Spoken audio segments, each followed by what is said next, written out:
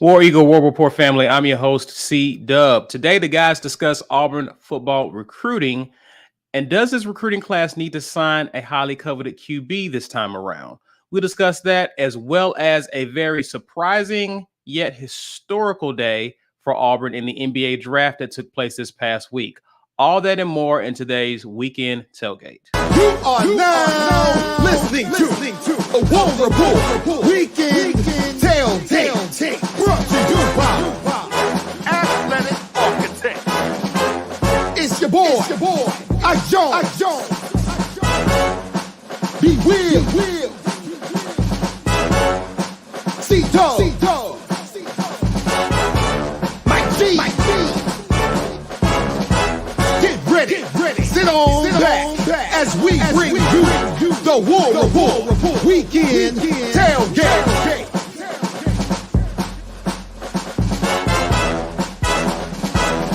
War Eagle, everyone. War Eagle. Happy Sunday. Welcome to the latest and greatest weekend tailgate brought to you by show sponsor Athletic Architects, guys. Be sure to, if you are interested in starting your LLC, you're a student athlete, or if you are a parent of a student athlete, please go to buildthehouse.com. Definitely do that. Shouts out to them for definitely being a sponsor of our show. Also, guys, we want to thank you for hanging out with us on a Sunday. Beautiful Sunday day.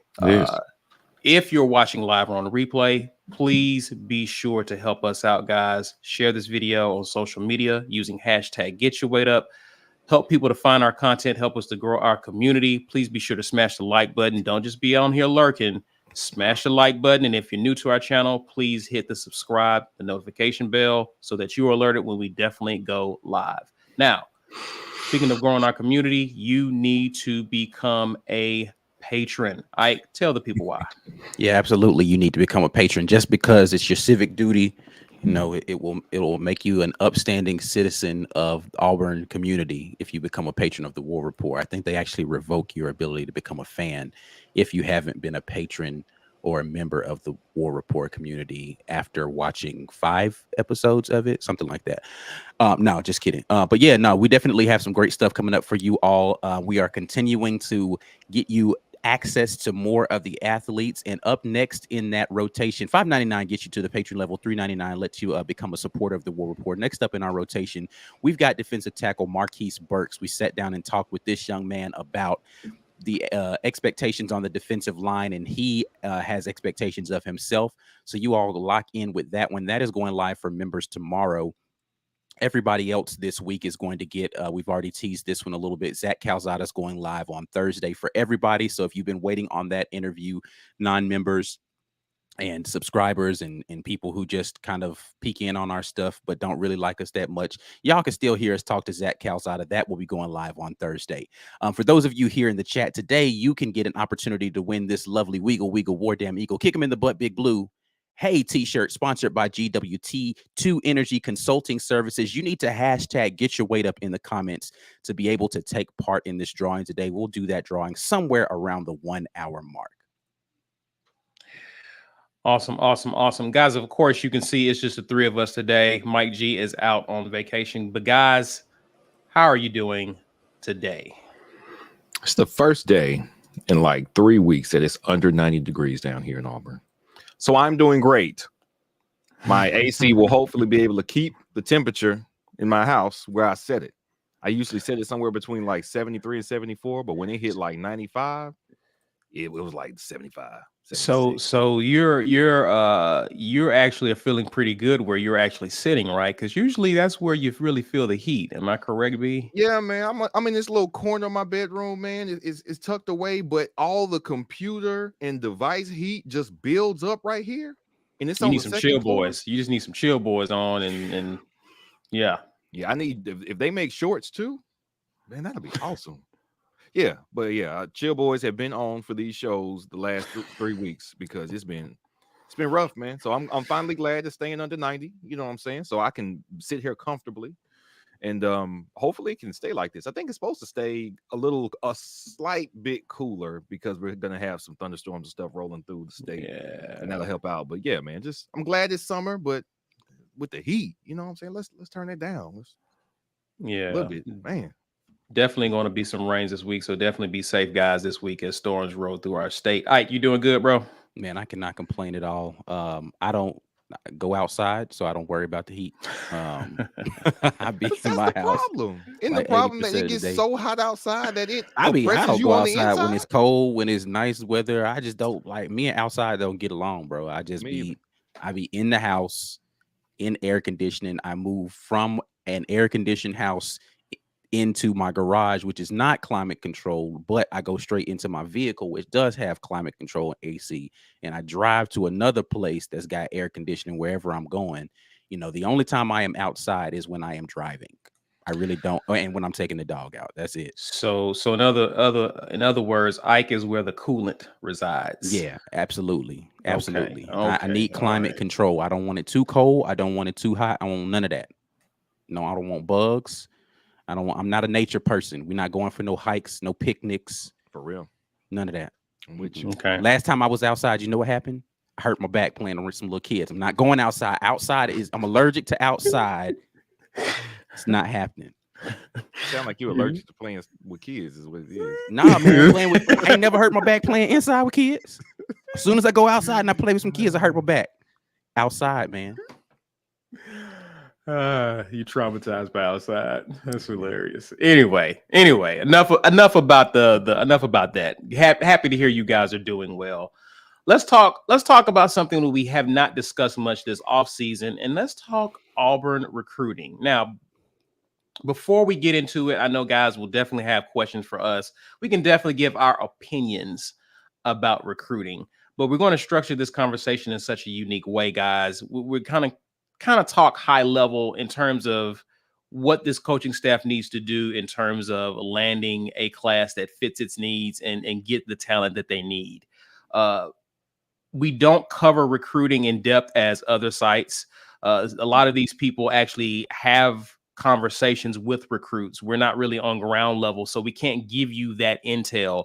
But what we would like to do in the upcoming live this week is have someone on from auburnsports.com that actually is on the ground speaking to recruits, getting some of the insight that you guys are curious about so that we can kind of get some of your questions answered. But we just want to talk a little high level just to give you a bit of insight in terms of what's been happening with Auburn.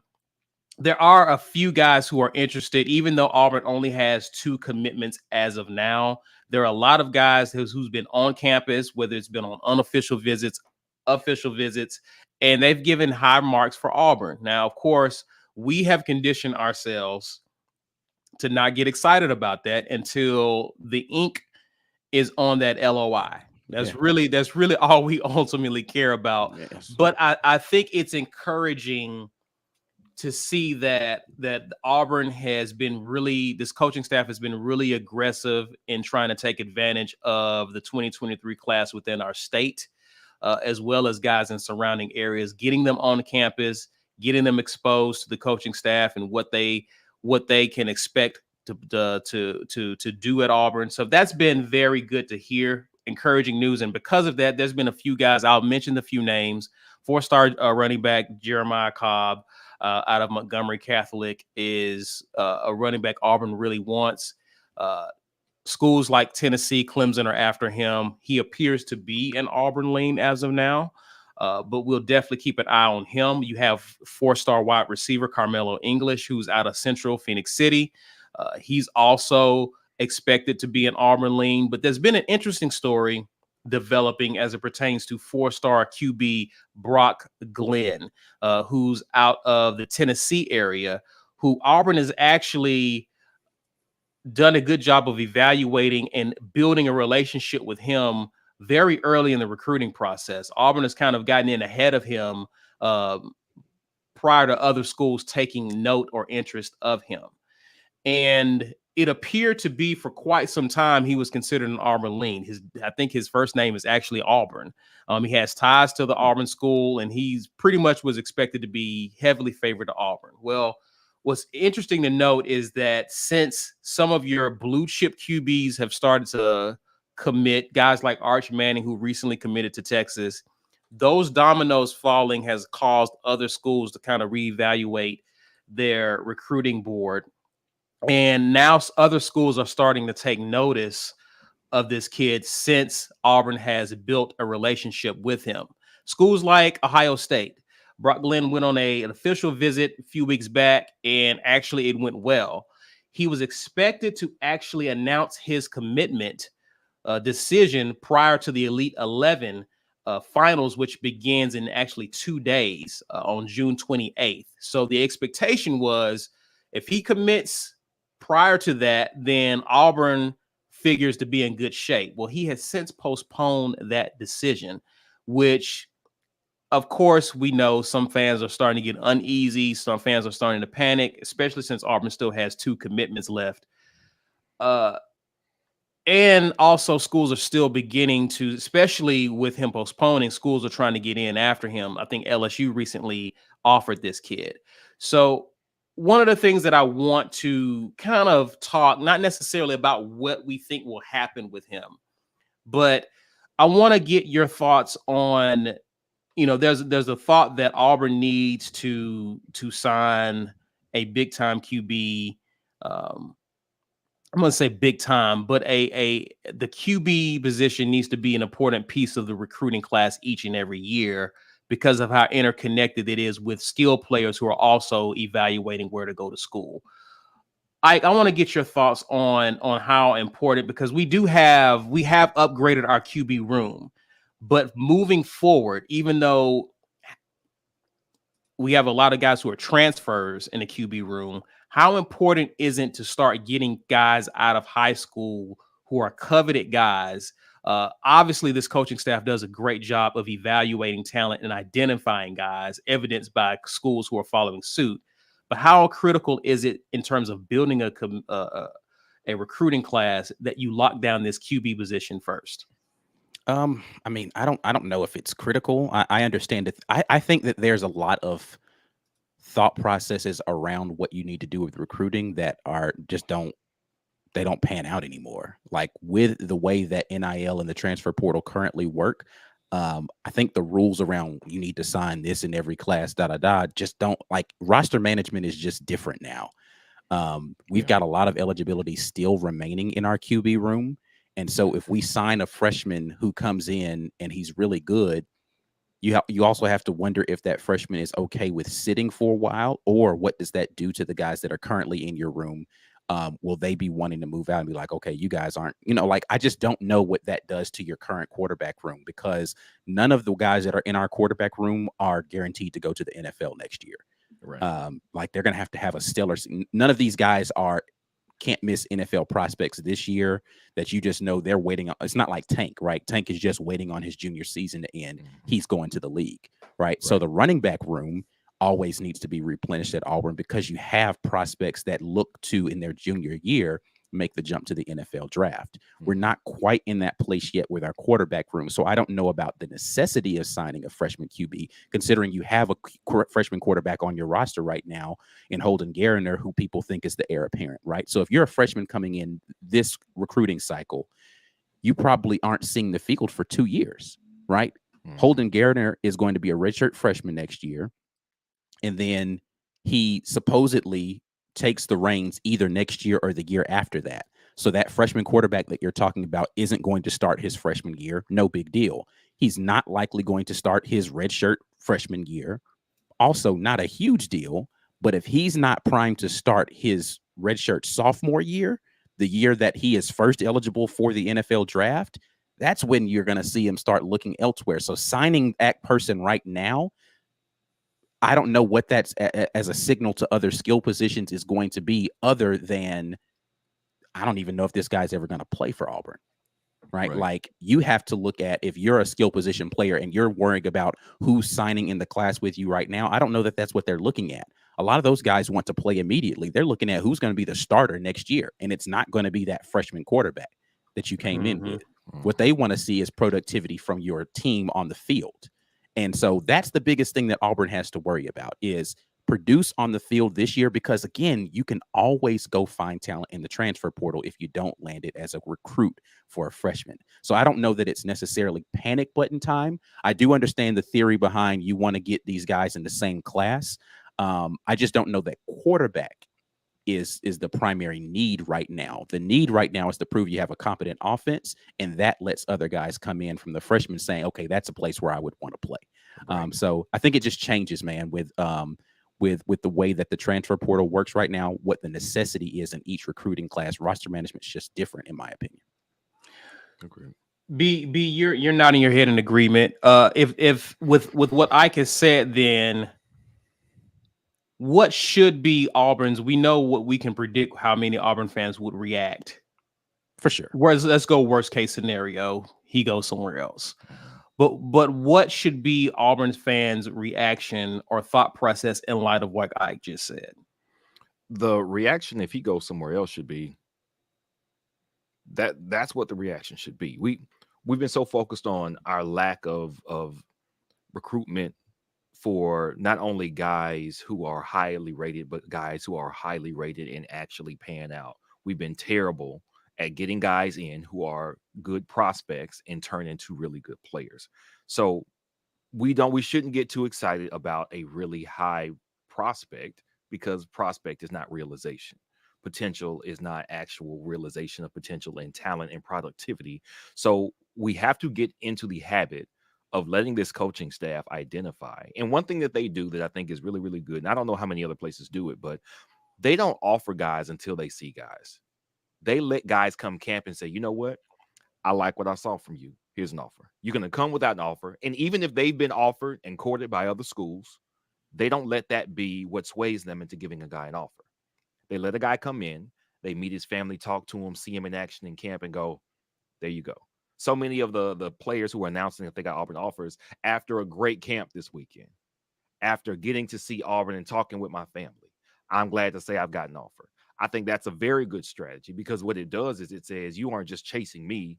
You had to see me. You saw me. You talked to me and you liked me. And that's what earned me the offer. And they also say earn the offer, which I'm almost positive is language that was dictated to them by the staff, saying you earned this offer. You didn't just get an offer.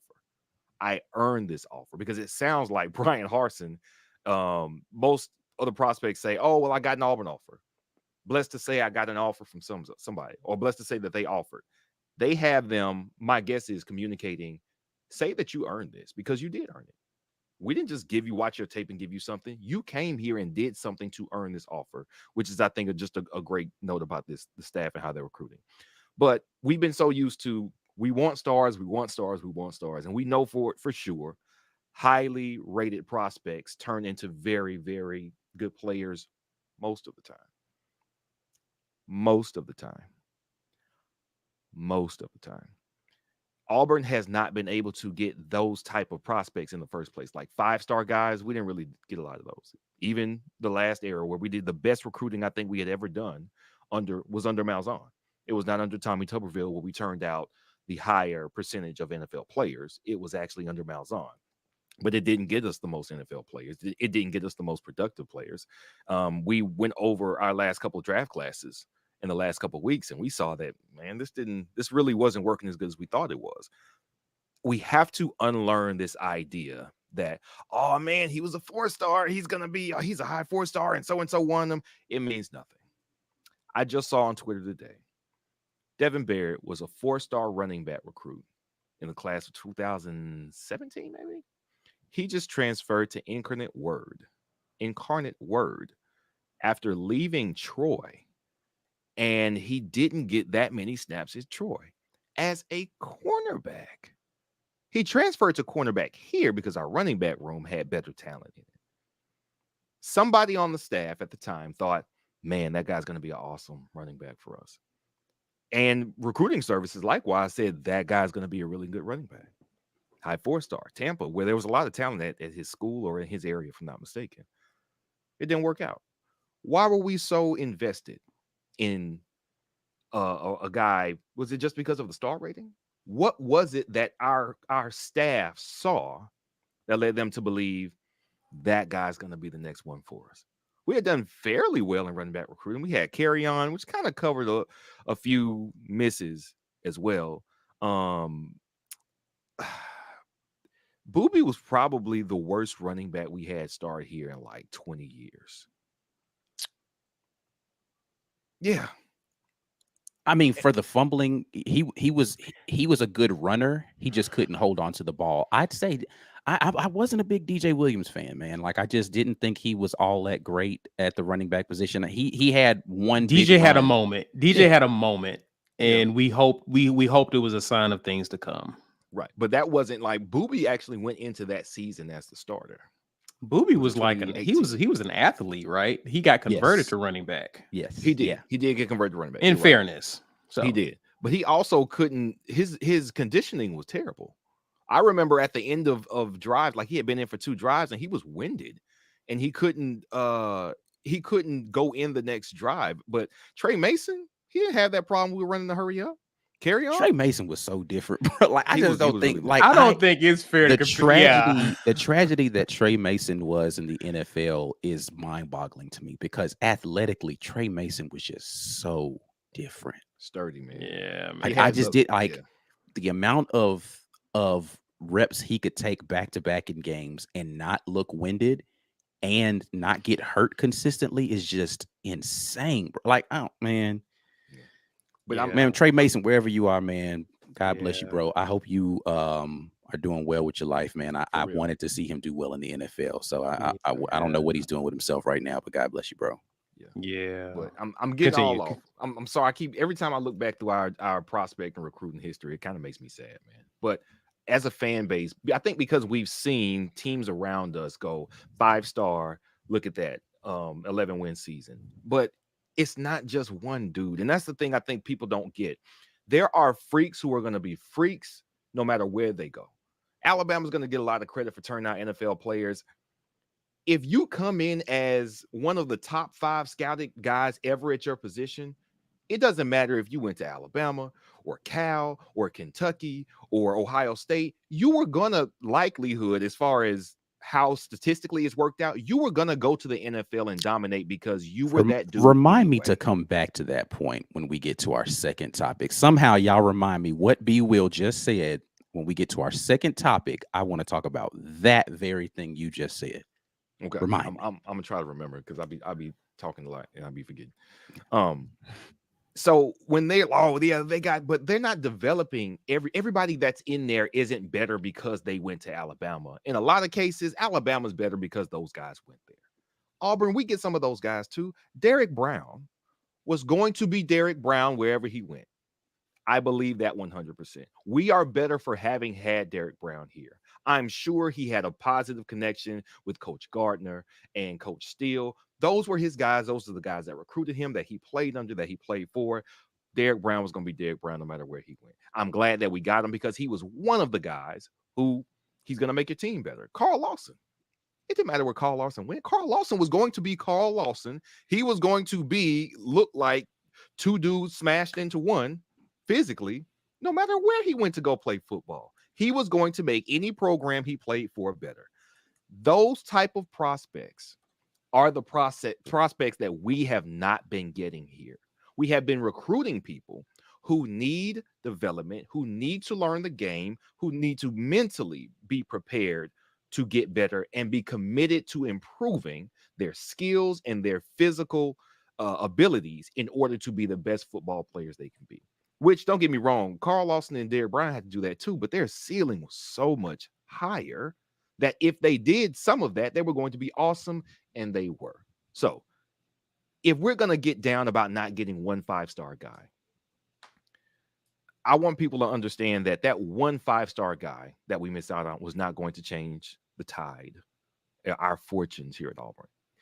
If it's not a Cam Newton, like that's very rarely is there one guy who's going to be so good that he's going to change the fortune of the entire team. And it almost always has to be from the quarterback position. He can cover a multitude of sins from the quarterback position. Deshaun Watson was another guy that comes to mind. Clemson had done well to hit on Deshaun Watson and Trevor Lawrence within 5 years of each other, because otherwise, I don't think Clemson would have won 2 ships. It was Watson, the Watson era, that was Watson. Clemson's rise was Deshaun Watson. I don't think they do it with anybody else. They got Kelly Bryant in there and plugged him in. Yes, Clemson's defense was very good. They had skills. They had good. That's another thing you got to point out that was going on that as well. Right. Like, Their defense. So they kind of did what we're hoping to do was, all right, our defense is going to be just as good, but they had a national championship season. So they had done better recruiting and maintained the quality of that defense, but they got skunked by Alabama in 2016. What was so impressive about, not to cut you off, B, what was so impressive about what Clemson was able to do year after year is that if you followed Clemson early in the season, their offense wasn't good. Right. Yeah. Their defense was keeping them in games such that to when you got to the end of the season, the offense started clicking and then they were able to score points. But if you caught Clemson early in the season, you would have been able to get them. Like, they would struggle mightily. Like, that's how they lost to Syracuse that one year. Yeah. And they lost to Pitt. They lost to Pitt at home at Clemson the year they won the national championship. Right. It wasn't because they weren't awesome. They're not who they were gonna be later. They kind of warmed into their seasons. But yeah, Watson was the one prospect who and it's not that they didn't have other guys, but nobody put you over the top like Watson. Nobody would be as accurate, as consistent, had a good judge of when to run and when to pass, was accurate when he did pass, took a beating in that championship game that he won against Bama, when honestly somebody should have got thrown out for how they hit him in the head, but he just came back and made it happen. And that type of prospect can do it. That's one way one prospect can affect your team. If it's not like that, you need like 6, 7 of those type of prospects, whether they're 5 stars or high 4s or whatever they are. We are not in a position with where we are right now. We need to prove it on the field before those type of prospects are going to give us a serious look. We have to show something for the players that we are recruiting at their respective positions to say, you know what you are doing with insert this guy's position, and I believe that you can give me the best opportunity to play at the next level. Yes, who the coaches are is going to play a factor. Yes, NIL is now going to play a factor. But more than anything else, if these players believe that I am going to have my best shot to not only be great in college, but great at the next level because I'm going to your school, the tide will start turning on the type of prospects that we can get to commit here. Not interested when they leave for the weekend, not saying and making the top 3 or top 4 of the recruits list. Actual signing, pen to paper on signing day, getting those guys to come to Auburn changes once we can show on the field that these players are thriving here and at the next level. That's what changes it. So bringing it back to the QB prospect that we talked about, is Brock Glenn, is that his name? Mm-hmm. Brock Glenn.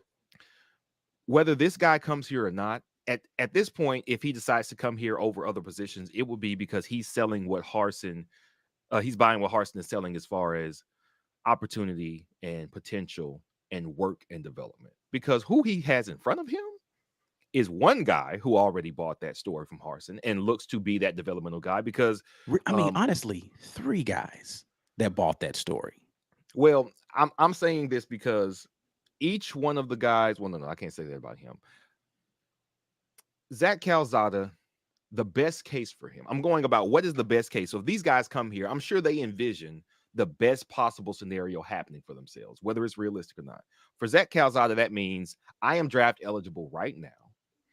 I have to have 1 year with an offensive coordinator and a coach who understand my skill set and what I need to thrive. They can look and say, listen, man, you see how that offensive line let you down last year? We were better than that last year, and we're going to be even better this year. A running back room that is going to support you because our running game is going to be better. Okay, so you got a better line. You've got a better running back situation, perhaps. Now, what about the wideouts? Like I said, we're working on it, but we know what you need to work on, and we're going to be coaching these wideouts to help fill in the gaps with what your strengths or what needs to be strengthened in your game. I see why he bought that pitch. I see why he would come here. And I can also envision where he said 1 year, if all this comes together, I'm in the NFL. That's possible. It's not impossible. It's possible for him. He's out of the picture. In his mind, he's out of the picture in 1 year. We talked about how after the interview, it's like he's focused on making this a phenomenal season for himself. And I'm sure he's like, yeah, and I'm out of here. Now, Finley, Robbie, they have there's something different at stake because Finley has used 2 years of eligibility. And at this point, he's got 2 more. At most, he's got 2 more years. So he will be here through the end of the 2023 season, unless he chose to transfer.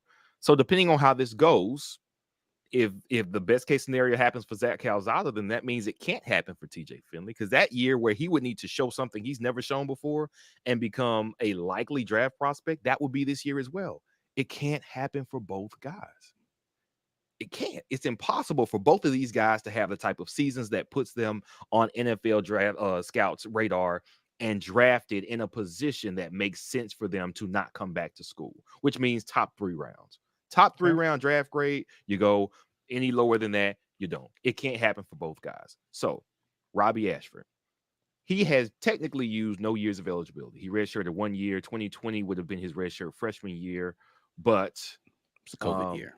Yeah, or however we want to do that math. He's been in college for 2 years now, but one of those was 2020, so he technically has 4 years of eligibility left. To me, you got to look at Holden Garner and Robbie Ashford are a 1-2. No matter how Finley and Calzada works out, Robbie Ashford and Holden Garner are 2 guys with 4 years of eligibility right now.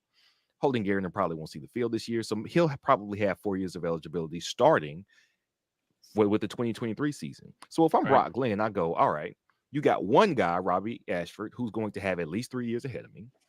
If he ends up being the guy, then I won't see the field until, well, if he plays really well, at least 2 years. At least 2 years.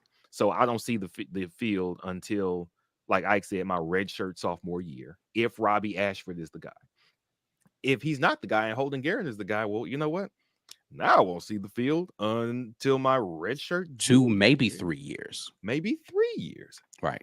So if Brock Glenn decides to come here, that means it has to be the belief that Brian Harsin can design an offense and coach a quarterback into a professional NFL prospect and nothing else. Because we've got 2 guys right now who would push his playing time 2 years down the road past when he signs, which means you're not going to sniff the field, barring serious injury, until 2020 or transfer, right? Like you still have the option that one of those guys transfers out, but that's the belief that you have to hold to. I either have to be able to be willing to wait my turn for 2 to 3 years. I'm going to beat somebody out who will transfer out, or there's going to be an injury ahead of me, which again, none of those are impossible prospects. Right. Yeah. It's just that's the bet that Brock Glenn is taking today. Right. And that's hard to convince a kid who feels like I can go start anywhere in the country next year. Right. Now, that means it has to be a connection he has to the coaches. That means it has to have one thing we've heard from every prospect, and we're hearing from a lot of prospects' parents, is Brian Harsin has a plan. We've heard that from people we've talked to who are already on the team. We've heard that from people, from recruits when they're getting interviewed later. We've heard that from, privately with the people we talked with parents. He's got a plan. People like what Brian Harsin is selling, but it has to come to fruition for us to be able to continue to make a push and further our recruiting efforts from interest to actual signing. If Brock Glenn buys it, he'll be here. If he doesn't buy it, I don't know. I don't blame him. I guess that's where I land on it. Like, that's why I'm not going to be on the panic button, because I could not, if I were a quarterback recruit that was looking to go somewhere, I wouldn't blame him for saying, I don't see myself starting there in the next couple of years, regardless of how I feel about my ability. That's a pretty uphill battle that I've got to climb to get into the starting position. And that just means, so if people are clamoring for that, you can pretty much guarantee you just push either Robbie Ashford or Holden Garner into the transfer portal. And I think to put a bow on this conversation, but I think everyone's not going to be a Mac Jones. Right. Yeah. Right. If you have that talent and ability, you're being, especially when you consider who's courting you in the recruiting, in your recruitment, if you believe you're that good, then I can go to Ohio State. But see, that's the thing about Mac Jones. He was a 3-star. It wasn't like Mac Jones was a high 4-star, 5-star recruit that was sitting there waiting. He was a 3-star, that was taking a bet that I'm going to work my way into a starting job. And that is actually a better scenario for building a sustainable quarterback room is you stack it with 3 stars that develop into 5-star caliber guys because they have the talent. If you're recruiting a bunch of 4 stars, then you're likely in a position where you're Lincoln Riley, right? Where you are basically changing over quarterbacks every season because the guy that you brought in is a transfer and he's about to go out, and you bring in another transfer. Then you need a 4 or 5-star to replace him so he can be ready to start year 2. You're in that kind of position, likely. But my point is, even with that, Ike, you have to show this year that if Zach Calzada is the guy, let's say he's the guy that needs to be in the NFL. In other words, you need to show that, hey, we can bring a guy in and get results out of him. Meaning, if you choose to come in and work hard and wait your turn, best believe it'll be worth it because look what happened to this guy ahead of you. Yeah, exactly. And that's what you have to be. But again, the problem with making that assumption today is none of those kids have seen it on the field. Right. Somebody from that quarterback room from Auburn's got to make it to the NFL before these 4 stars are going to believe that I can be the next Bryce Young, who's going to sit out my freshman year, get an opportunity my sophomore year, go kill it for 2 years, and then go to the league. Or I can be the next Mac Jones, who sits for 2 years and then comes in for a year and a half, essentially, or a year and a couple of games, goes to the NFL. You have to see the results on the field. Nobody's buying that until you're winning football games or you're putting guys in the league. Right. Because again, winning is not like, I understand winning is a portion of it. Success at my position is actually the remedy, because Oklahoma ain't win nothing. I mean, they've won games, don't get me wrong, but they have 0 titles to show for it. And people swear that man is a quarterback factory. Now, now in USC, same thing with Lane Kiffin. How many titles as a head football coach has Lane Kiffin won? I'll give him. Okay, I'll give Lane a little. My point is that winning is not the prerequisite for quarterbacks wanting to play for you. Right. It's the productivity. It's productivity at my position. Yes. That's the prerequisite. So that's why we've been doing good defensively. We got to put a competent pass offense out there. Like that's all. We can score 60 points a game next year and lose every game. I guarantee you we land a 5-star quarterback the next season because they're like, oh, but they slinging that bit. Right. And to your point, see, that's why we can get we're going to be in it for really good cornerbacks. Why we've been putting them in the league. We're going to be in it for great running backs. This kid Cobb that we're in it. We ain't been winning.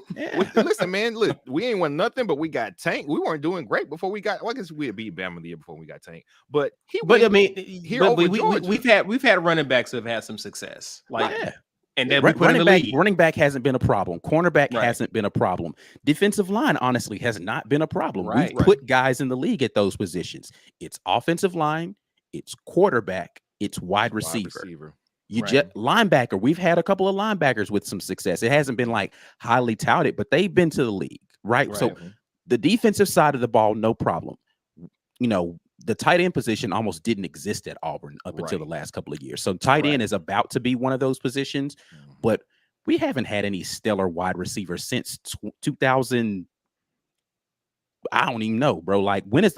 We had wide receivers go to the league. Don't get me wrong. Sammy Coates went to the league. Ricardo Lewis went to the league. Like, we've had guys go to the league. I'm talking about guys that came in highly touted and then came to college and did their thing as well. You don't see that at Auburn just because we have not been a proficient passing offense. Until you start to see that kind of proficiency in the passing offense, you're going to continue to see us lose out on recruits in those positions. And unfortunately, you're going to have to prove it with 3 stars, maybe an occasional 4-star. You're not just going to randomly land a 5-star because your coach and your recruiting has a silver tongue, unless you really ready to shell out some dollars.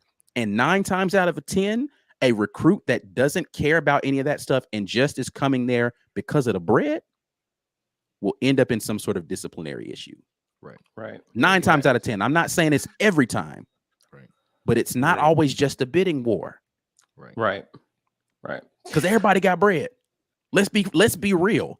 Everybody's got, like, unless you're losing recruits to Troy, then it wasn't everybody in the SEC got money. Right. None of these schools are hurting for money for real. Vanderbilt. Well, they got money. It's not for football, but yeah. I'm not sure about the Mississippi schools. From how Lane Kiffin's been winding since NIL has started, it lets me know that's some. I mean, they don't have this now. There are varying levels of money. I'm just saying they can pony up for one enough for this one kid you want. Yeah, yes, right. Yeah. We can pony up for one big recruit, no problem. Yeah. That's gonna be it. Everybody else gonna be eating crumb, but come on, we got you. Yeah, and we see some of you guys asking some questions. I want to definitely address those once we come off the break, because they're definitely related to recruiting. So we'll get to those. Appreciate you guys commenting. Appreciate your super chats. Do us a favor, guys. If you are on social media, that is Facebook and Twitter, share this video, guys, and help people to find this great conversation so they can get in on it. Help us to grow our community. Also, don't be out here just lurking. Smash the like button. And if you're new to the channel, hit the subscribe button as well. Hit the notification bell just in case we do a surprise live show. You'll be alerted to that. Let's pause to acknowledge the sponsors of the War Rapport. This edition of the War Rapport is made possible by our generous sponsors. AuburnSports.com. For news and notes on all things Auburn sports, head over to AuburnSports.com. Athletic Architects. For young athletes looking to secure their financial futures, let Athletic Architects help you start to build your financial house. Head over to BuildTheHouse.com. And our giveaway sponsor, GWT2 Energy Consulting Services. If you want the best in the business at restaurant logistics, check out our friends at GWT2Energy.com.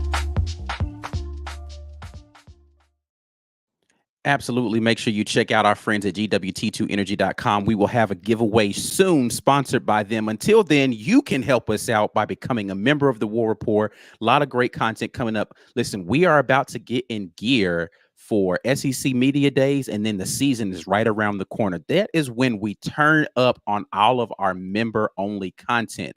So you want to make sure you get in on that. We have some things coming up this summer. Stay tuned for those things. Namely, we've got things like interviews, and we are about to release our interview with young Marquise Burks. That goes live for our members tomorrow. So if you are not a member, you won't get to see this until next Thursday. However, everybody else, you all will get a chance to finally get to see this interview we have with young Zach Calzada. Zach, has the team given you a nickname yet? I've seen Swaggy Z thrown out there on social media. Bro, man, just Zach. I don't think Zach?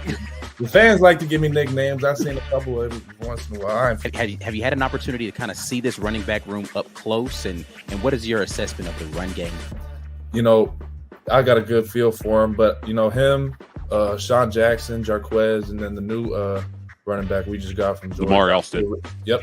Yeah, I feel really good about them. I want to talk a little bit about the moment that you got thrust into the starting spot last year at Texas A&M. For me, that moment was a lot of things. I could have a 10-minute conversation with you just about that moment. But I want to know, Texas A&M on the schedule next year. Yeah. How is that going to feel going up against your old guys?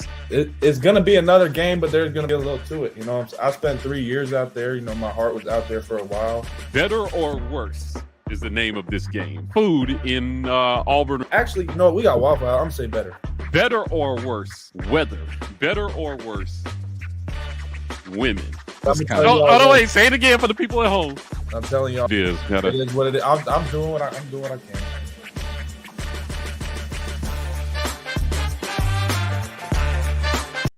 Yeah, if you didn't know, we sat down with Zach Calzada. That goes live for everybody coming up this Thursday. Right now, today, we are giving away this Weagle War Damn Eagle Kick 'em in the Butt Big Blue t-shirt, sponsored by GWT2 Energy Consulting Services. Hashtag get your weight up in the comments to be able to enter that drawing right there. And, if you didn't know already, we are the Auburn Express on podcast. We got a lot of podcast exclusive content that we're dropping over there. You guys make sure you check that out. If you are one of those people who is ready to hit the panic button already about what is going on with recruiting, don't worry. Our guys at Chill Boys have a solution for you. Treat your boys.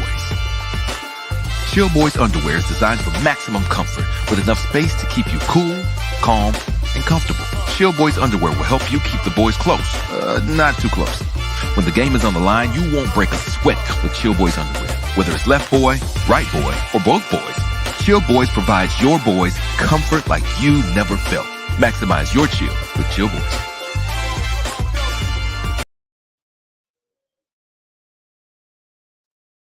You're muted there, C.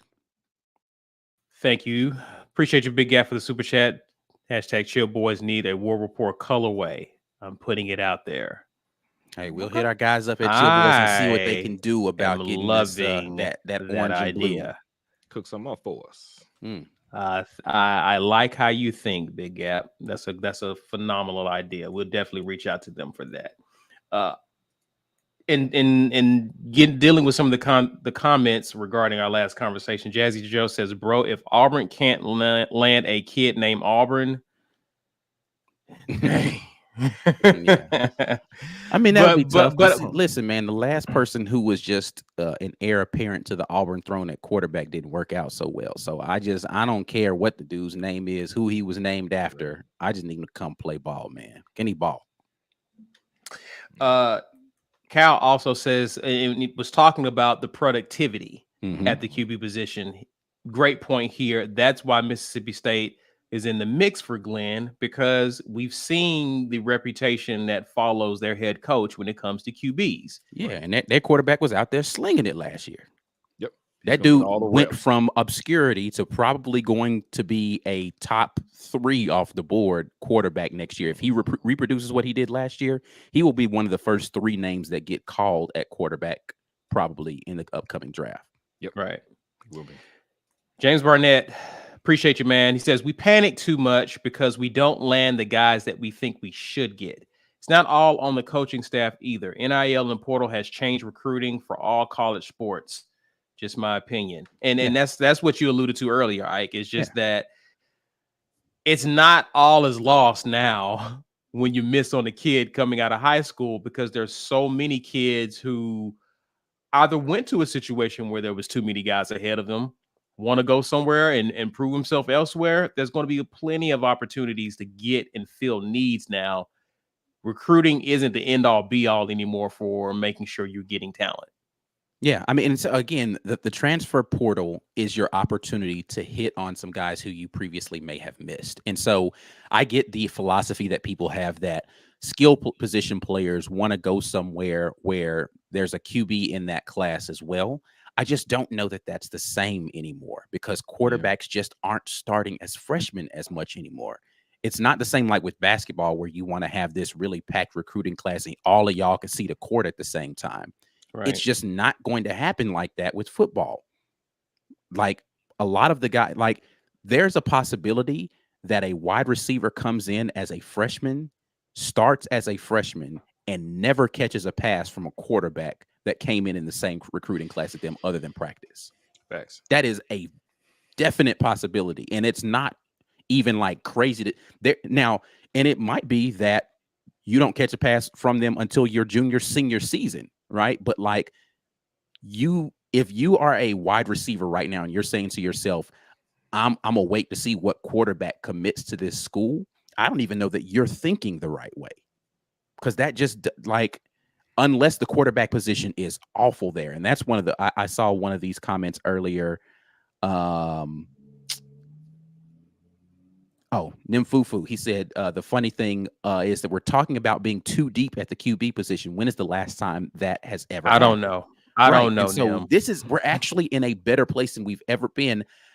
And again, this is me projecting forward. I don't know how any of these guys are actually going to perform on Saturdays yet, but I've never felt this good 3 deep into the quarterback room in my entire time as a fan of Auburn football. Ever. I've never. And I've been a fan of Auburn football for multiple decades now. Let me play the advocate here, Ike. Ike and B. Either one of you can answer. You know, recruiting a lot of times is a lot about momentum, right? Mm-hmm. It's like who wants to be the first to get up for seconds. So when you see that first guy commit, does it guys who are already leaning in that direction, does that create a momentum? And I think is there something to it that, hey, this guy seems like a sure thing. Let's get him committed so these other guys who are kind of waiting can go ahead and get their commitments in. Is there something to that? Yes, I do think that is a true statement. I just don't know that has to be a quarterback. Okay. Right. Like, I think that our catalyst last year was Damari Alston signing.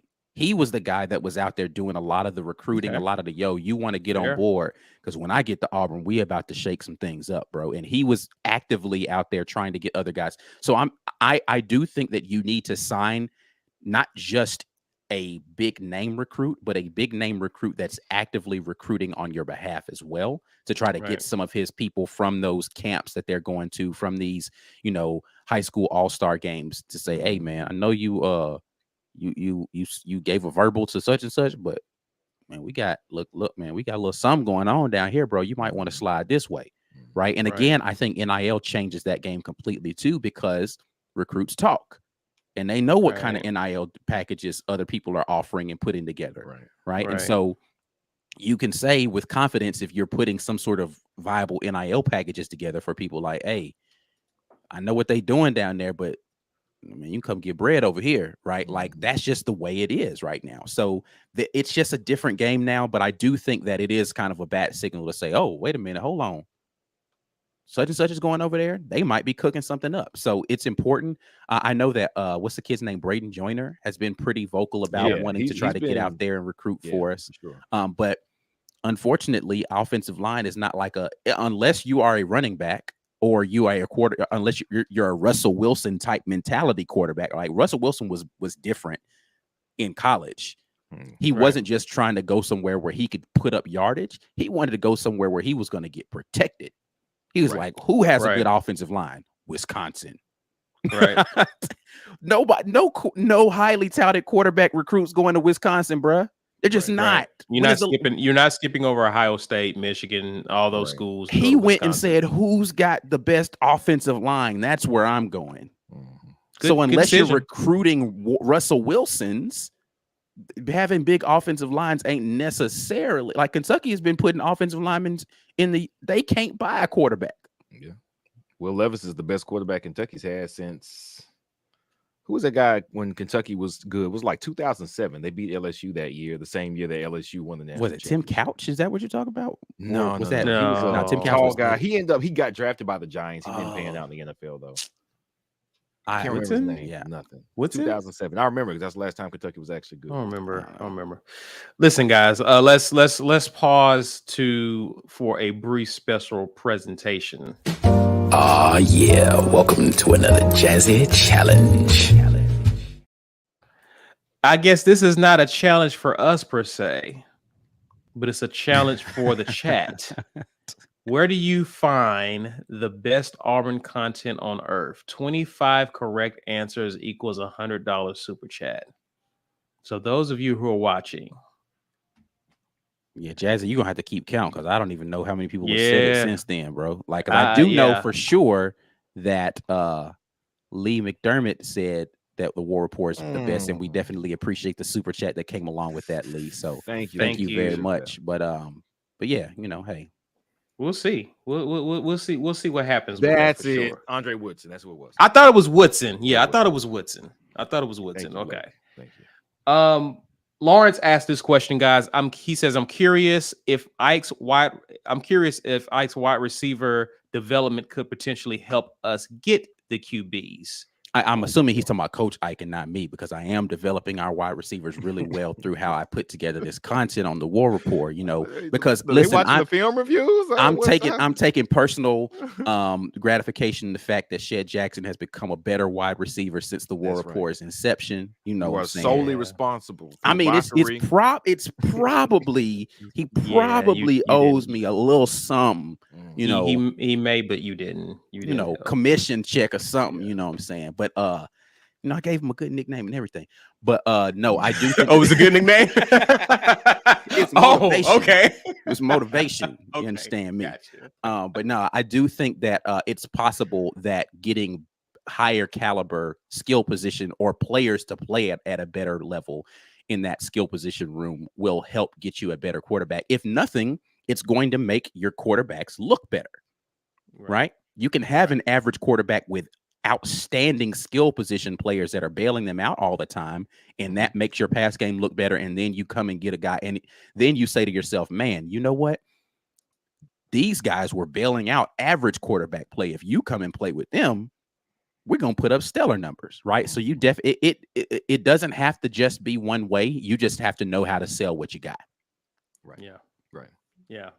Yeah. Yeah. I didn't understand football, but I thought Ken Dorsey was that dude. Had no idea that he just had amazing receivers once I started learning the game. So I agree with you wholeheartedly there. I got a question here from Thomas Jones. He asked, what do you guys think of the young man who committed to Penn State out of Selma, Alabama, who everyone thought was an Auburn lean? I think he's referring to Dakari Nelson. There's two of them there. Tamarian Parker, I think. He was. So I don't know if he was Selma, but like Penn State got two Alabama. They got two recently. Alabama, but Alabama's deep. Like I don't think that Auburn and Alabama alone will be able to grab all of the talent that's in this state. Like we're really rich. I mean, this is a pretty class. big recruiting class for the state of Alabama. I think the fact that he was an Auburn lean is interesting, that he ends up going to Penn State of all places, right? Like I don't know, not Tennessee, not right? Like he didn't go anywhere else in the SEC. He went to Penn. Like if he had gone to another SEC school, I think maybe I would feel a little differently about that. But going to Penn State just seems odd to me. Like listen, I don't know what they're telling Penn State kids about recruiting and all that kind of thing.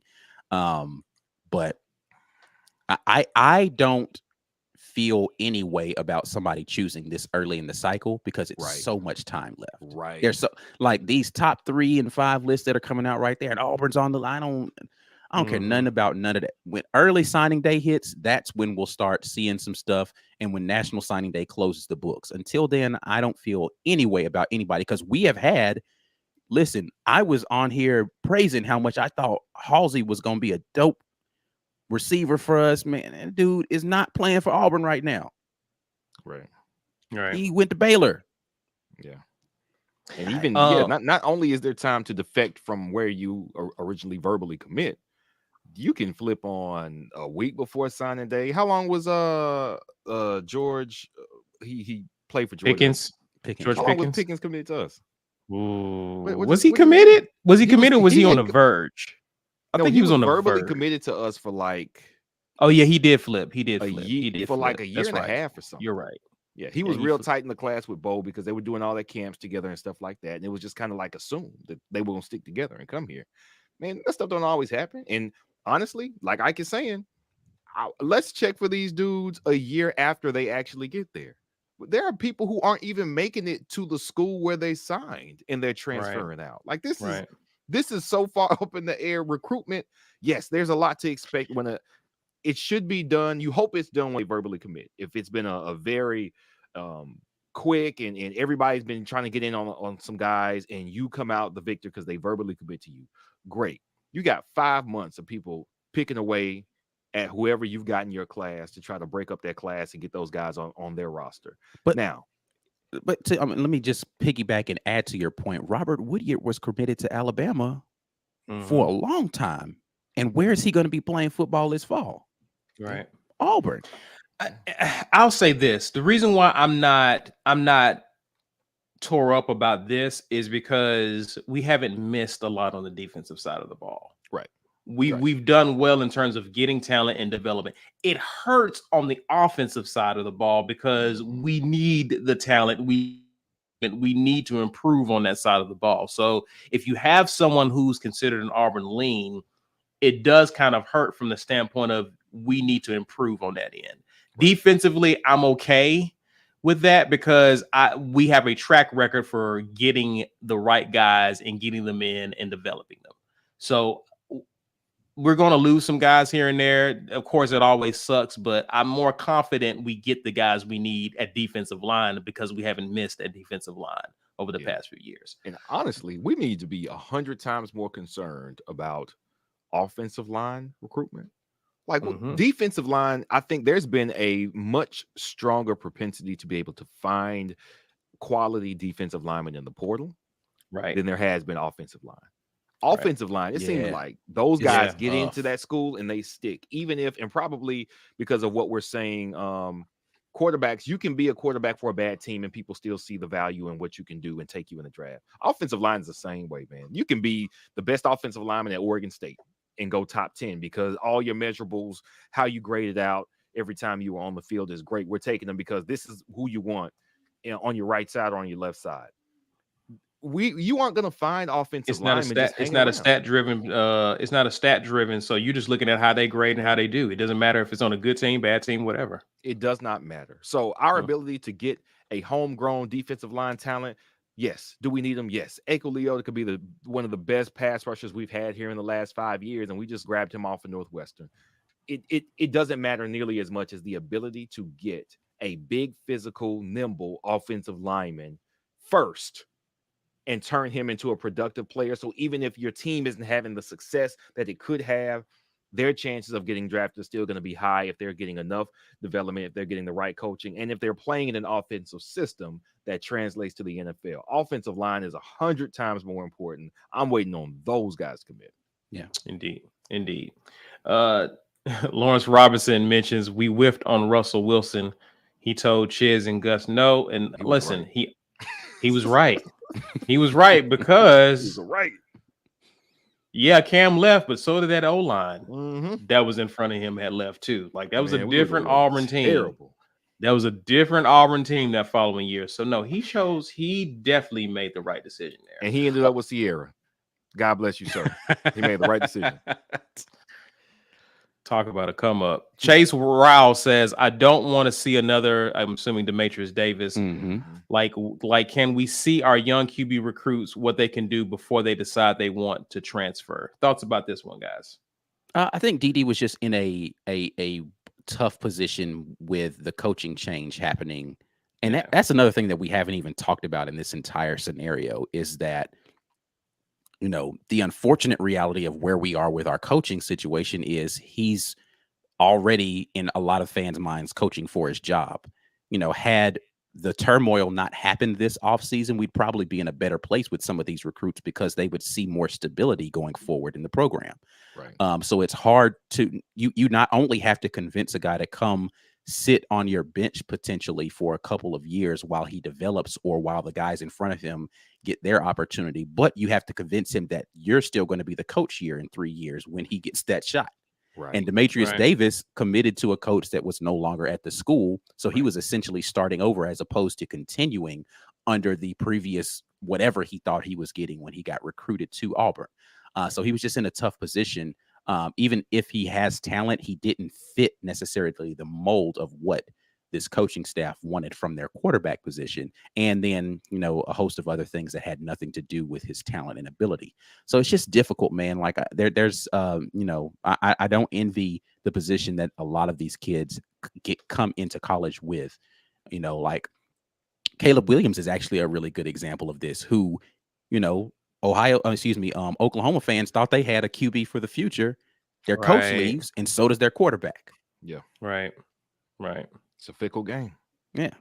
Their coach leaves, and both of their quarterbacks leave, actually. Spencer Rattler and Caleb Williams both dipped. I don't think they were upset about Spencer Rattler, but yeah. I mean, they weren't, but I'm just saying, though, they thought, man, we got Spencer Rattler and Caleb Williams sitting here on our roster. Turn of events from 1 year. What a difference a year makes, basically. Yeah. Sure. Kyle Sweat says, how awesome is it that these athletes are actually making real dollars for all the entertainment they bring to the country?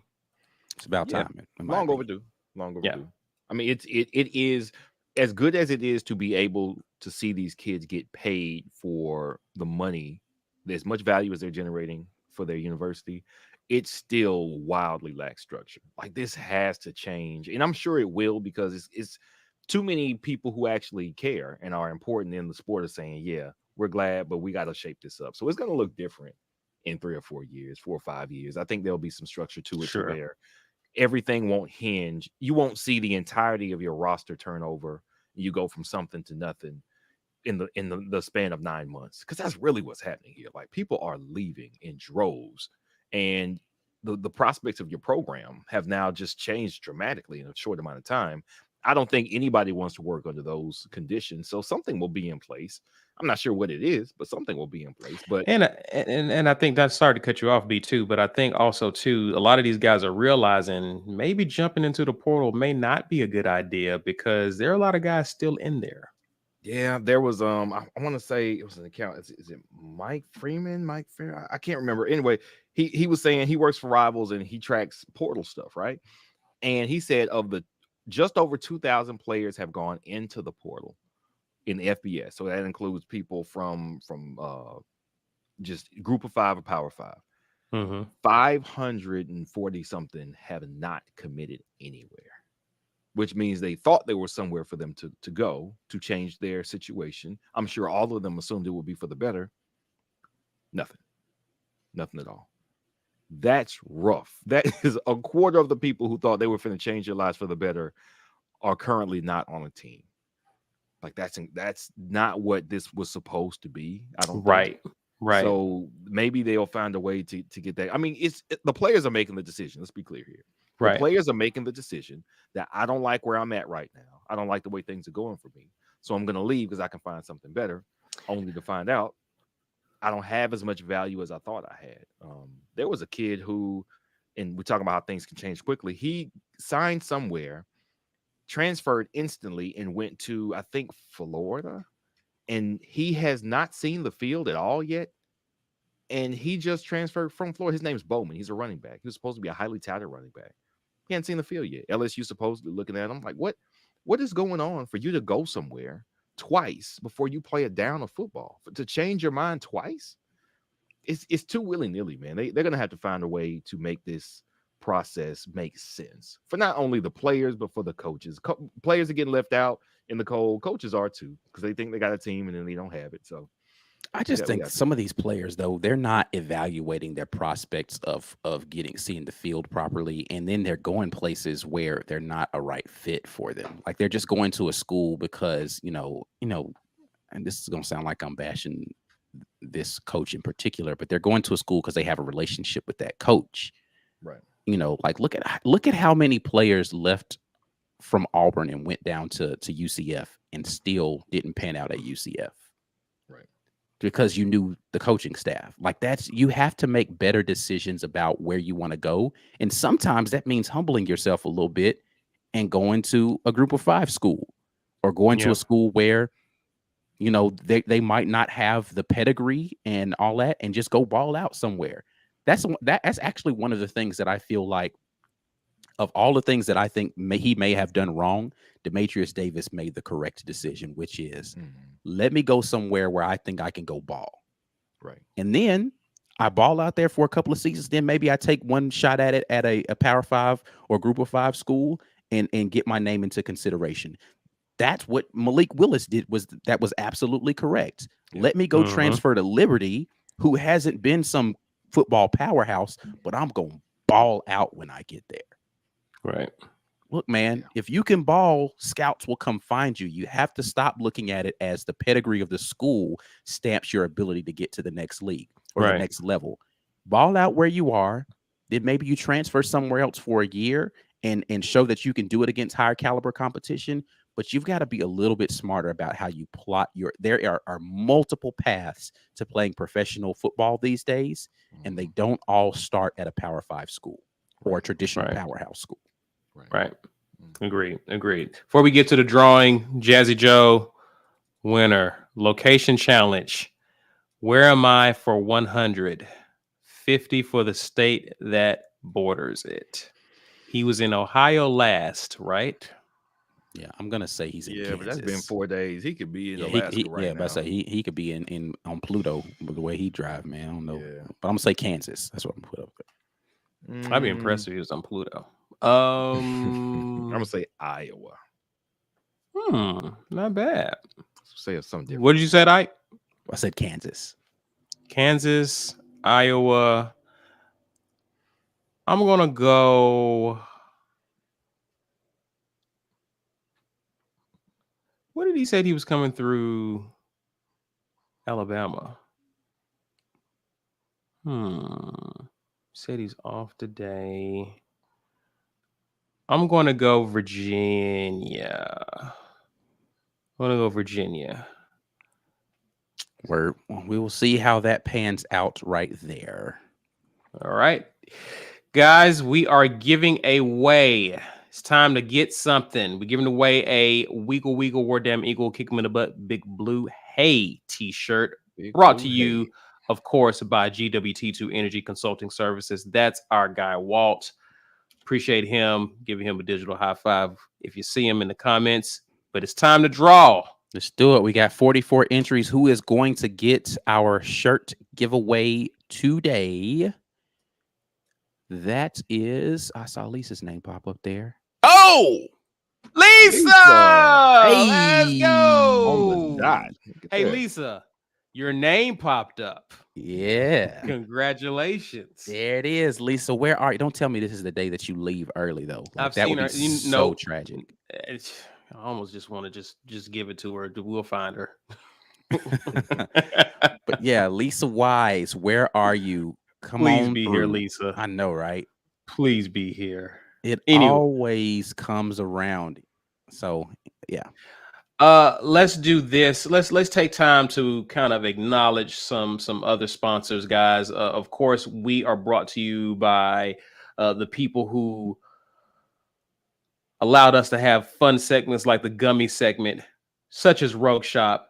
Let's take time to acknowledge them real quick. This episode of the War Rapport is brought to you in part by Rogue Shop. Looking to reduce stress or improve your quality of sleep? Rogue Shop has you covered with a wide range of premium products, including gummies, bath salts, and oils. Go to rogueshop.com and use code RAPPORT when you check out. That way, they know we sent you. All right? Yeah. Yes, guys. Please be sure to use code RAPPORT for sure to get 10% off. So you also give us credit for doing it through us. So definitely. I don't see Lisa. Yeah, Lisa, you just did get your weight up. Holla at us, Lisa. You won. Yeah, you. I don't even think she saw the fact that she won. She posted her stuff in there again. That's funny. But Lisa, you already won the drawing for the day. You're the winner, Lisa. Yeah. So if you're going to see this on a bit of a delay, but you need to go ahead and hit us up. You know what the business is. Business@thewarrapport.com. I think we actually already have your information. There she goes. So we probably have your information somewhere already from a previous order that you've placed, but we'll get that out to you. Make sure you send us the correct size if there's any changes to that. Congratulations, Lisa, for winning our drawing today. Lisa has been a faithful supporter of the War Rapport for a long time now, and we appreciate you. Absolutely. So now that we got Lisa, it's time, Lawrence. It's time. Yeah. I believe in you, sir. Let's move on to last week's NBA draft. Very interesting NBA draft, but history was made. History was definitely made. We'll get to that. History was made in that Jabari Smith became the highest draft pick in Auburn history. Mm-hmm. Auburn also witnessed experiencing multiple Auburn players being drafted in the first round. We don't have to list all of the guys, just the ones that you're concerned about, the ones we're concerned about. Like to see it? Here you go. Of course, we had number 1 pick, Orlando. Pick Paolo. Is it Banchero? Paolo Banchero, yeah. Banchero. All right. Number 2 by Oklahoma City was Chet Holmgren of Gonzaga. And of course, number 3 for Houston, Jabari Smith Jr. Walker Kessler, who Memphis did have the rights to the 22nd pick of the draft, but was actually traded. They traded with Minnesota, the Timberwolves, for draft rights to forward Jake LaRivia of Wake Forest at the 19th overall pick. They acquired Walker Kessler with the 22nd pick and guard Ty Washington with the 29th pick. That's Minnesota. They won't lose a game. They can't because Ty's playing. Oh yeah. Well, only if he's not playing. That's when it doesn't count. Right. Yeah.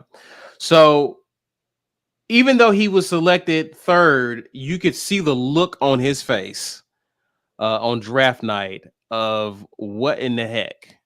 And so obviously, that could put a battery in his back to go out and just ball out. But when you think about it, you think about where he landed, and B, I'll start with you because you have lamented how not big of a fan you are with the Orlando Magic organization, how they've been handling the talent there.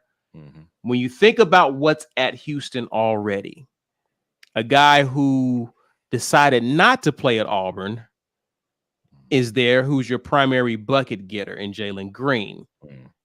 How do you feel about this particular situation for Jabari Smith? I really like this situation for Jabari Smith.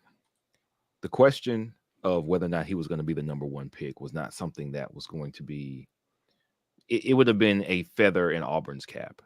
Or as our good friend Stu Donald mentioned on Twitter, it would have been great for Auburn if he had gone for Orlando, but it's probably best for Jabari that he did not. And that is why I am very glad. I'm not glad he's not the number one pick, but listen, you've done your service to Auburn, man. You coming here, being a part of our first number one team of our I think the best regular season that we've ever had. And yeah, things didn't work out great in the tournament. We know that, but your development on the court over the course of this season was a SOS not a SOS. It was a signal being sent down to all the other top tier prospects that I'm that dude. I went here and got better, and I'm going to leave out the door singing Auburn and Bruce Pearl's praises. Mission accomplished. You did everything you needed to do for us, man. As a matter of fact, he had some Auburn stylings on the inside of his jacket, the colors and whatnot. He's been Nicely repping, done. and Nicely that's one done. thing about all the kids that come through here since Bruce has gotten our draft stock up. They leave singing Auburn's praises. Okoro retweets something good that happened at Auburn. Jared Harper still tweets at the community and shouts us out. Same thing with Sharif. And it's great that the people who are in the pros, getting playing time, finding success, are singing our praises. That's very important for us. So, Jabari, you did your service to us. Great. I'm glad what happened to you happened in the sense that Orlando, I can't say they're a graveyard for basketball quite yet. I mean, they kind of have been the last 10 years, but there's nothing that you really could look forward to other than saying, well, I'm the difference maker and I'm going to be the reason we're great. Yeah, that sounds great. That sounds great. It don't work like that, though. Does The it seem to me like Aaron, what's the guy? He kept getting snubbed in the dunk competition. Aaron Gordon. He seemed real happy to get out of Orlando. Is it just me? He was happy to get out of Orlando. Listen, man, nobody is ever happy to stay in Orlando, bro. Like, name a superstar that went to Orlando and stayed there. What has Orlando done besides get close with Penny and Shaq? Nothing. I mean, Dwight Howard, Jameer Nelson, that team had that was a good squad. That was a good squad. Yeah, but I don't think they were close at all to winning it. So, no. Even making the finals does not mean you are close in a lot of ways because this. They got pressure washed in the finals, but Yeah, I'm saying even that Penny and Shaq squad, they got drummed when they went, bro. Like it's just like, I don't know, man. Like Orlando just has not really done, and again, like really since the Dwight Howard days, they've been struggling to even like when is the last time Orlando made the playoffs? Like, I don't even know the answer to that question right now. Listen, and this is talking. Of course, I'm a Bulls fan. It's not like we've been the. I think they did. I think they did in the past 5 or 6 years, but they got swept first round or something like that. Yeah, I just don't think that they are a very well run franchise, and they've got a ton of talent on that team. So I just don't know what the issue is. Lawrence Robinson says 2009. Okay, so it's been a minute. Yeah. So again, I just don't think that they're a very, very real well run franchise. They don't seem to know how to put the pieces together that work well together. And just the acquisition of talent, the nets show you just can't just acquire talent and put them on the court and then they're going to automatically go out there and ball out. Like, that's just not how it works. You have to have the right guys around you.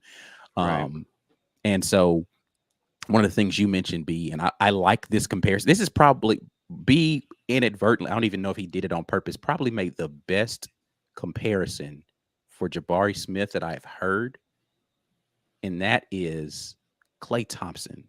He's a taller Klay Thompson, man. He's a On catch ball. and shoot guy, a great defender. He's not really crafty with the dribble, none of that stuff. He's going to defend his butt off, and if you leave him open, he's going to burn you. Yeah. And that's where Jabari is right now in his game. That is a phenomenal draft pick. If you can find Klay Thompson in any draft at any position, 1 through 60, that is a phenomenal pick. Especially if you have a guy that commands double teams. If you have anybody on your squad that you can throw the ball to and they command a double team, you have to have a Klay Thompson on your squad. Yes.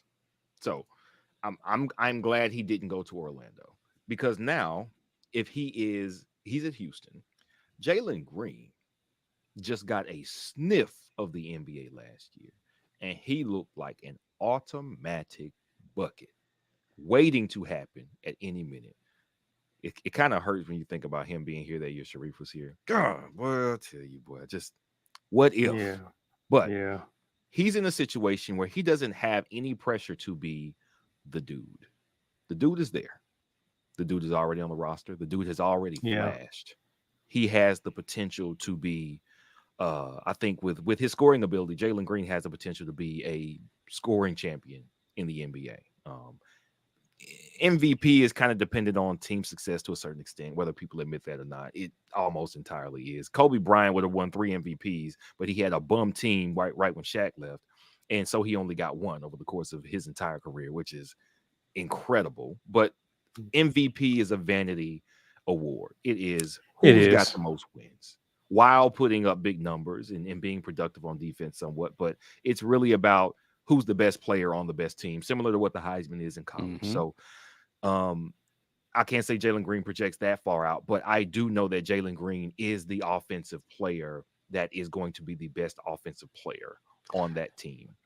Jabari doesn't have to worry about coming in and expanding his game astronomically in year 1, so he can be not only the pop-up shooter or the stop shooter that he is right now, but he needs to put the ball on the ground, which he does. The comparisons to KD are because of his height and shooting ability. Right. KD can handle the ball and drive. I always hated the KD comparisons when it was I don't again.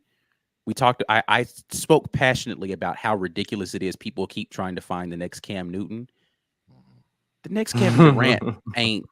That's not a thing, bro. Like I'm just like Kevin Durant is the first time they had a creative player feature on a basketball video game. And you was like, hey, what if I make a 7-Eleven guy who can dribble really crazy and shoot from like that? You got Kevin Durant. Like that was Kevin Durant. Yeah, you just don't get 7-footers that handle the ball like a guard, and can shoot like a guard. Like, and again, I think Chet Holmgren has skill.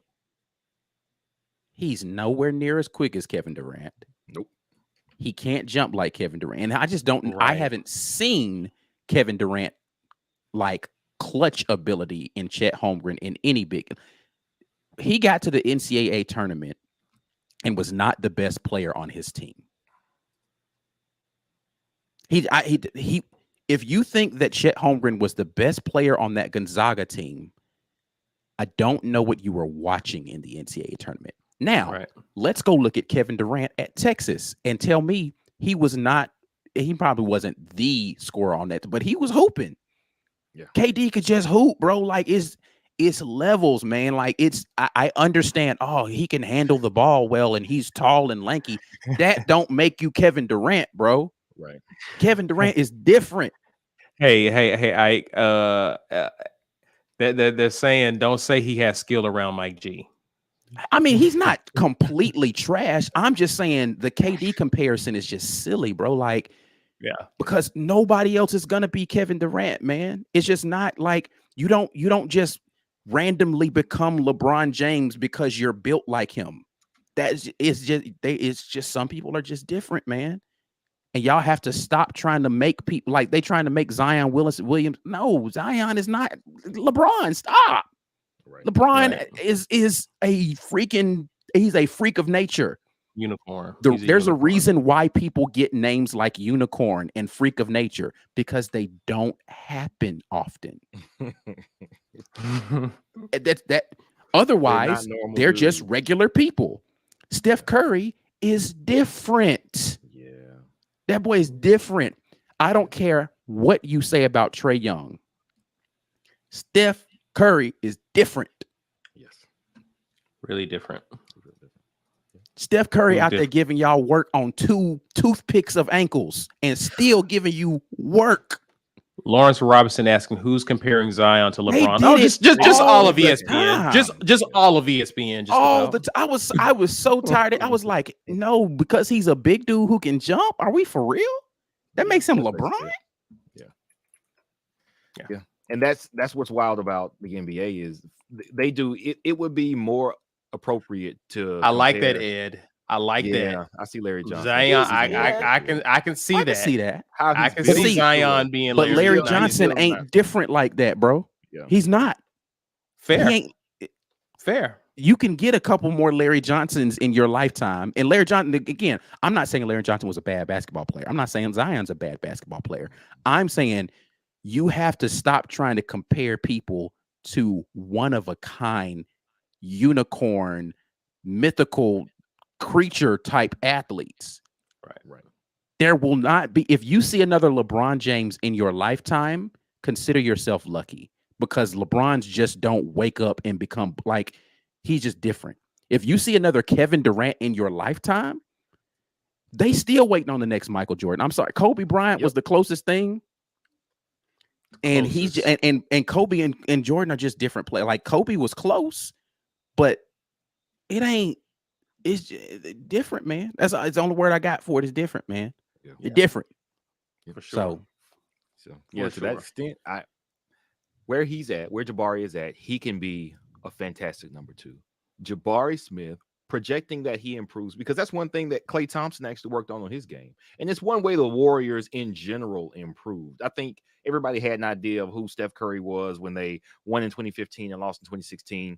Both he and Klay both improved their games from that season. Yeah, they were 73-9. They are better players this year, not percentage-wise. I'm not talking about what their percentages were when they were younger and they were better. They weren't more skilled, but they were younger. Their legs probably had a little more to do with why their percentages were up. Klay, of course, coming off of those injuries, but Steph Curry stopped playing exclusively for the step back killer 3, and he used to do it too much. It was they would give him the ball at the top of the key. He probably had a big switched on him, and sometimes it would work and sometimes it didn't down the stretch after a long playoff season, and he needed that to be able to drop, and they were almost too reliant on it. Klay almost exclusively would spot up. Klay Thompson started to put the ball on the ground because he knew, y'all know I can hit the shot. Let me finally put the ball on the ground and get some easier buckets. Golden State had the highest volume of 3-point shots that 2016 season, if I'm not mistaken. Starting when Kevin Durant got there, they didn't anymore. You know why? Because our 3-point threat ability gives us easier shots. Why aren't we playing for the easier shots that are available to us, that our 3-point ability is actually earning us? So instead of us forcing 3-pointers because we can hit them at an astronomical rate, let's get easier shots. They started doing that after they lost in 2016.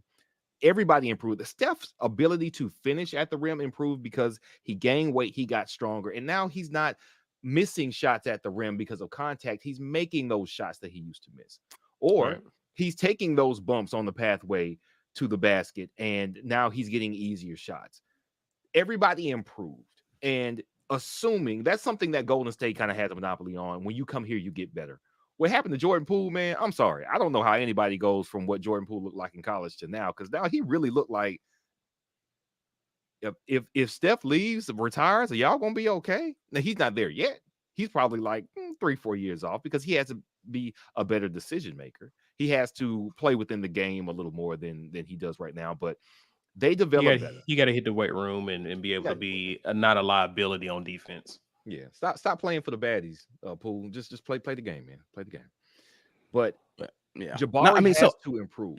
I mean, I think that, as much as I don't think the Orlando Magic situation was a great one for him, Cole Anthony is a good basketball player. He Chuma is. Okeke He is is. there on that team. So I don't know Sure. that Jabari would have had to be the guy on that squad.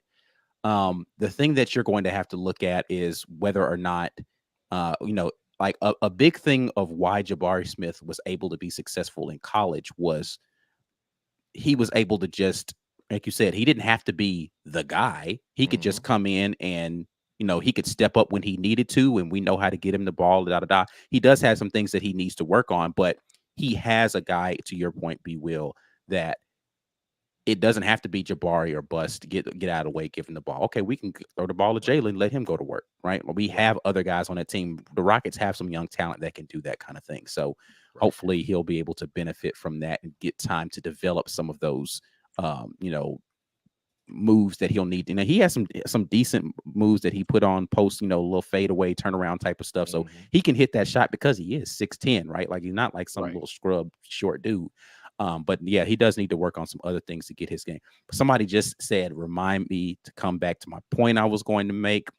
This is what you said earlier, B. Will. You were like, some dudes come out and it doesn't really matter where they go. They're going to make it to the league just off of the fact that they have all the measurables. Right. Enter J.D. Davidson. How in the world? Raleigh M. Right here. How in the world, based upon anything he showed you at Alabama,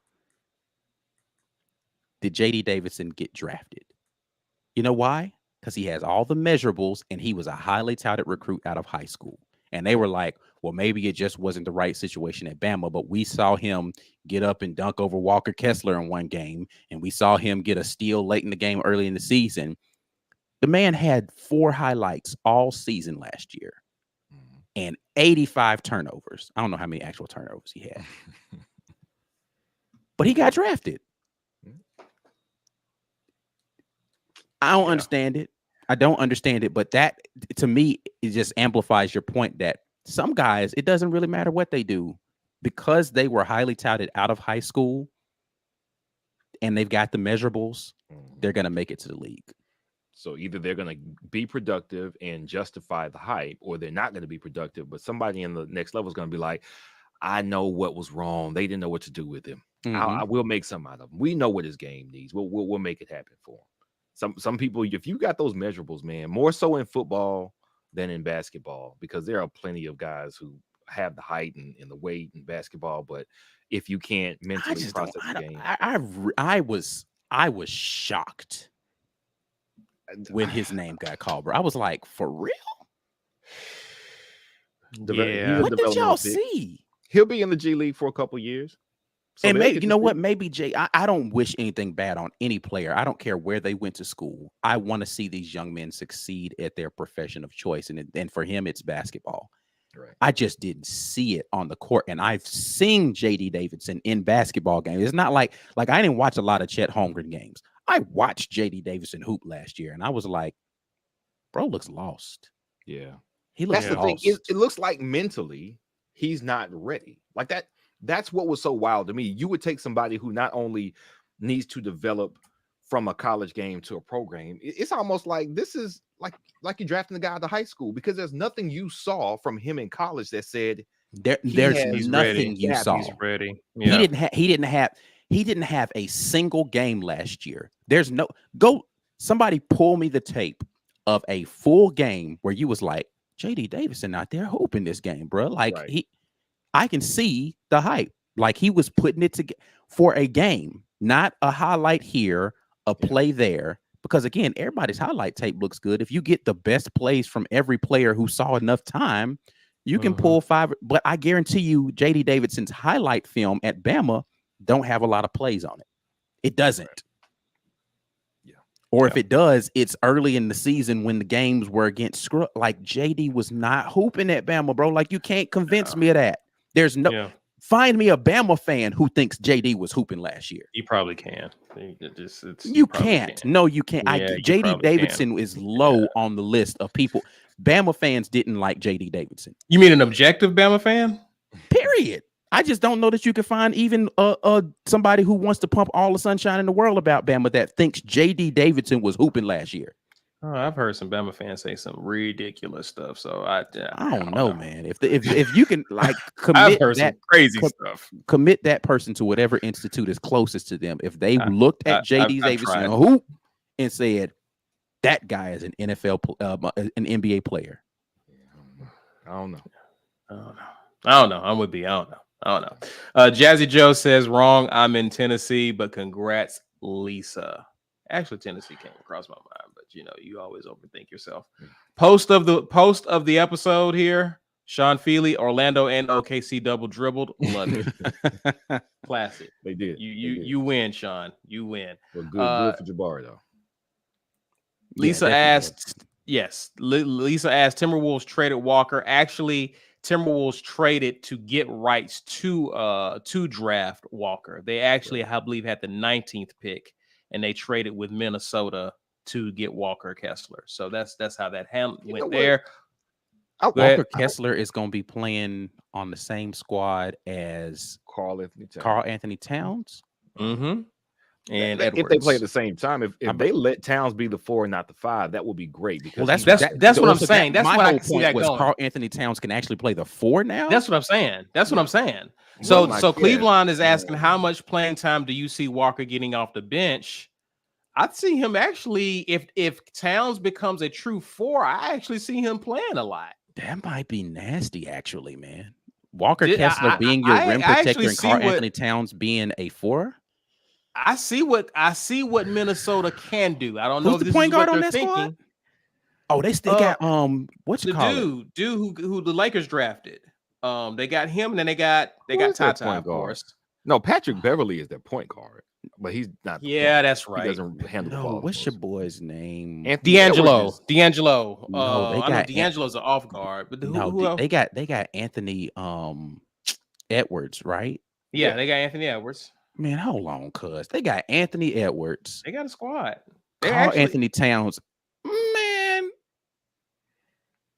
I don't know, man. That's kind of nice, dog. They still need a point, though.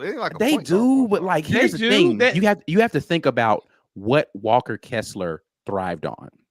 Mm-hmm. It was pick and roll, and he was doing that with small guards who couldn't finish at the rim for real.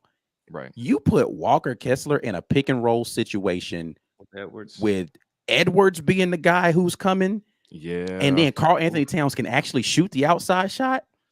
I don't know, cuz that's kind of nasty. And Anthony Edwards actually is giving you effort on the defensive end, and he's got a backdrop that man, that's kind of nasty. Yes, and that's what I'm thinking about. He gives them an element defensively that no, that's kind of that's kind of nasty, dog.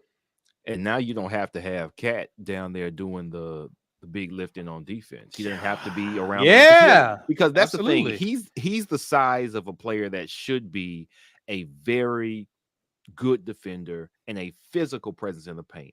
He is not that dude. Carl Anthony Towns has never been that dude. But that's what I'm saying. You got him a guy who can do all that dirty work, man. Yeah. Now that doesn't mean Walker Kessler's going to be down there as a defender that's going to be thwarting the other team's best big men, because I don't know if he's built for that either. But you don't have to have Carl Anthony Towns camping out in the paint trying to block shots, because he's not even good at that. So you got a shot blocker. You got a pick and roll defender. Ed Darby says small ball will destroy Walker on the defensive end, but the beauty of it is Towns can become your 5 in a rotation like that. Right. Then you go back to what they traditionally been. Right. Yeah. So like what you're going to end up having happen is, and Walker Kessler's definitely going to have to work on this, is he's going to end up defending the Draymond Greens of the world, the guys who aren't going to be shooters. Right. But they're going to pull him out of the paint and make him have to work a little bit more. But if you have the right defensive philosophy, then you're always just going to get Walker Kessler switched off, or you're going to play him in some sort of quasi zone, and he's just going to be a rim protector rebounder. Right. Now, if he gets switched out on like what they're going to try to do is put him in pick and roll situations and make him switch out on a big shooter, like a KD. Shooter, right? Okay. They're going to KD. put. They're going to put whoever KD's guy is in a pick and roll situation and force the switch where Walker Kessler's going to have to guard Kevin Durant, right? But he actually is not as bad on a perimeter defender as people try to make him out to be. He's actually not like he can't defend a guard on the perimeter, but he's actually can move his feet fairly well. And he got to go back and watch his tape of where he was getting blocks on people who were driving to the rim on him. Like he just makes up a lot of ground quickly. I don't know, man. If they are committed to playing team defense the right way, that could be a really, really, really tough out in the West. That's a good squad, man. That's not a bad pickup. I liked where Walker landed with them. Memphis. I mean, Jaren. He's a center, right, at Memphis. Jaren Jackson. He is he the 4? He ends up protecting the paint. I don't know what his official position. They already kind of had a rim protector in him, so I understand them getting a scorer or someone who they think can help them get buckets. So I understand the trade between Memphis and the Timberwolves, but I think Timberwolves needed a rim protector, and just allow Towns to just be Towns, without the pressure of having to play on the defensive side. So I like this pickup. Oh, and also that's another good point, Jimmy. They got Steven Adams as well, so he's kind of an eraser back there as well. So, good trade between those two, and best wishes to these guys. You guys got anything else for about the NBA draft? Put a bow on it. No, I like the situations that both of those players ended up in. Congrats to both of them.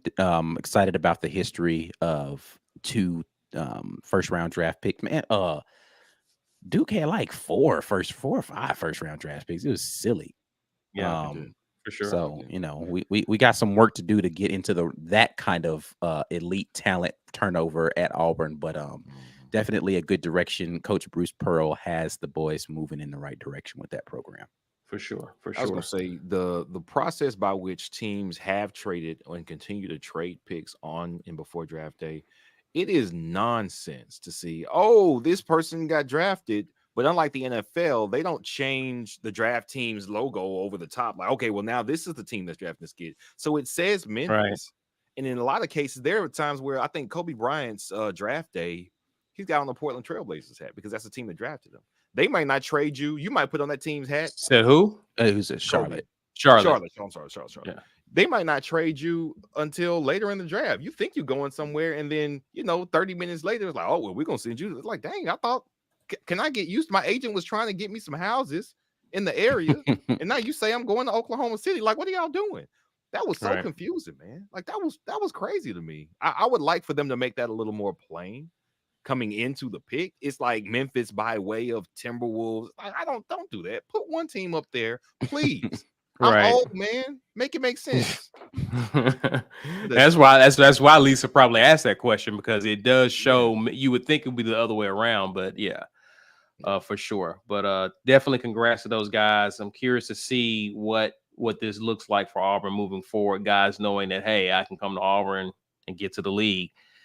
That was not a thing. So I'm excited for where we are and where we're moving in the future, man. So for sure. Ike, tell the people why it's so important to become a patron in the off season. Yeah, absolutely. If you are not already a member of the War Rapport, you're missing out on some great benefits. You would have had a chance to have seen the Calzada interview 2 or 3 times over by now and get your analysis on that. But that is coming for everybody this Thursday. Next up, we do have Marquise Burks, so don't forget about that one. And we still have more interviews coming. We have not emptied the barrel yet on what we have as far as interviews. So make sure that you are tapped in with us there. We've got some more exclusive content coming for you guys as we get ramped up coming into the football season. We are partnered with the Lee County Humane Society. If you want to be able to donate to that, the GoFundMe is available in our About section and on our website, thewarrapport.com. More news to you guys coming about the website here coming soon as well. Merch store, we have that available. If you didn't win today, you can go and purchase anything you want to from our merch store. It's not super expensive, and it's another great way if you don't want to do the monthly contribution to be able to support the War Rapport by rocking some of our merch and giving us a couple of dollars there. You can support us as well on podcasts. We are on all of your podcast places as the Auburn Express, powered by the War Rapport. A lot of podcast exclusive content dropping for you all there. Special shout out to all of the people who continue to support the War Rapport, including our title sponsor, the Athletic Architects. Those guys are out here doing the Lord's work. Just a quick word from them before we get out of here. This edition of the War Rapport. Just kidding. That's not the right one. I clicked the wrong button. My bad. This Young athletes need the tools for success on the field and on the court. And now more than ever, in the arena of business. In the new era of name, image, and likeness, Athletic Architects is here for young athletes and parents to help prepare for your financial futures. Let Athletic Architects start helping you build your house. Visit buildthehouse.com and let's build. Bet, guys. Be sure before you get out of here, if you're on social media, that is Facebook, Twitter, share this video, guys. Help people to get in on this conversation.